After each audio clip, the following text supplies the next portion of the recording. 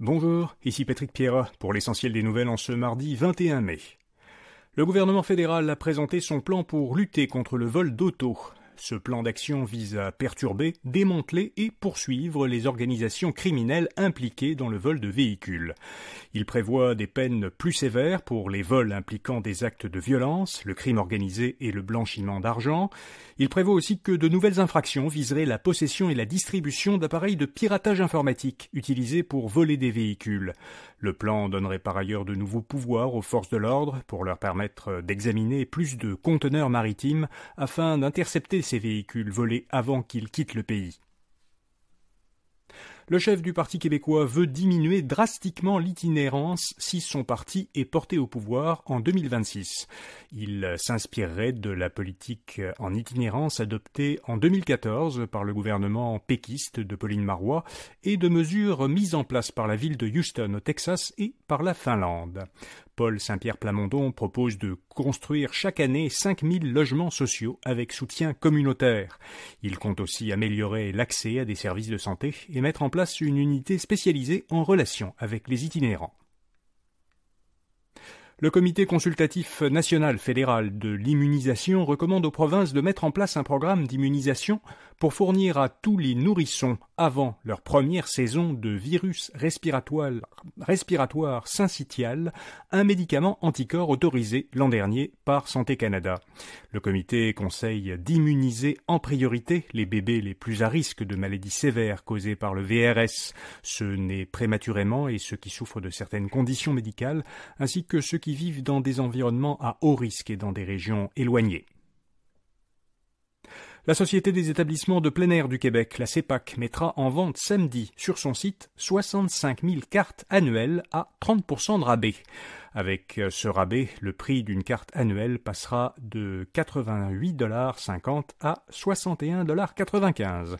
Par ailleurs, jusqu'à 15 000 accès quotidiens seront distribués à des organismes communautaires qui soutiennent des personnes vulnérables et de nouveaux arrivants.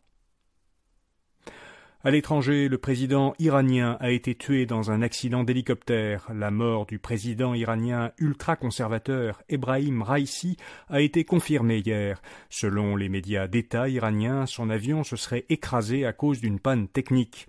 D'autres personnes étaient à bord de l'hélicoptère, dont le ministre iranien des Affaires étrangères. Il n'y a eu aucun survivant.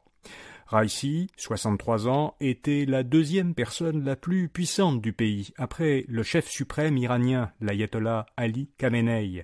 Les Iraniens seront appelés à voter le 28 juin pour élire un nouveau président. Montréal n'est plus dans les 50 villes du monde comptant le plus de millionnaires.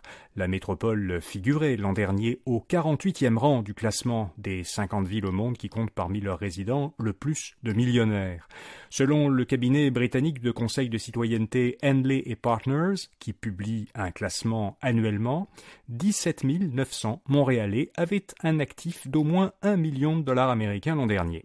Mais Montréal est absente du classement cette année. Toronto et Vancouver y figurent toujours, respectivement, au 13e et 31e rang. New York, la région de la baie de San Francisco, Tokyo, Singapour et Londres sont en tête du classement. Grandio lance une nouvelle chaîne de restaurants de type microbrasserie. L'entreprise montréalaise Groupe Grandio, anciennement Sportsen, qui possède la chaîne La Cage Brasserie Sportive, avait l'an dernier acheté la microbrasserie Brasseurs du Monde de Saint-Hyacinthe en Montérégie. Grandio vient d'ouvrir à Montréal un restaurant qui reprend le nom Brasseurs du Monde. L'entreprise annonce qu'elle veut ouvrir sous cette enseigne une vingtaine de restaurants d'ici 5 ans. OpenAI retire de ChatGPT une voix trop proche de celle de Scarlett Johansson. L'entreprise californienne a dû supprimer de son robot conversationnel l'une des voix numériques mises en ligne la semaine dernière parce que de nombreux utilisateurs ont trouvé qu'elle ressemblait trop à celle de l'actrice Scarlett Johansson. L'actrice américaine avait en 2013 prêté sa voix à une intelligence artificielle dans le film Her. Selon l'agence Bloomberg, Johansson a exigé la suppression de la voix numérique de ChatGPT. Elle a indiqué dans un communiqué qu'elle avait décliné une offre du PDG d'OpenAI, Sam Altman, qui lui avait demandé de prêter sa voix au robot. Et puis comme chaque début de semaine, InfoBref vous fait découvrir une jeune entreprise québécoise innovante. Cette semaine, on vous parle de Fresk, une jeune pousse de Magog en Estrie. Elle a conçu un service logiciel qui regroupe au même endroit toutes les communications que les organisations envoient à leurs clients et qu'elles reçoivent d'eux, que ce soit par appel téléphonique, texto ou courriel. À partir de cette bibliothèque de messages échangés avec la clientèle, Fresk utilise l'intelligence artificielle pour aider les employés des organisations à formuler les réponses appropriées aux futures questions des clients. Des questions qui très souvent ressemblent à des questions qui ont déjà été posées dans le passé.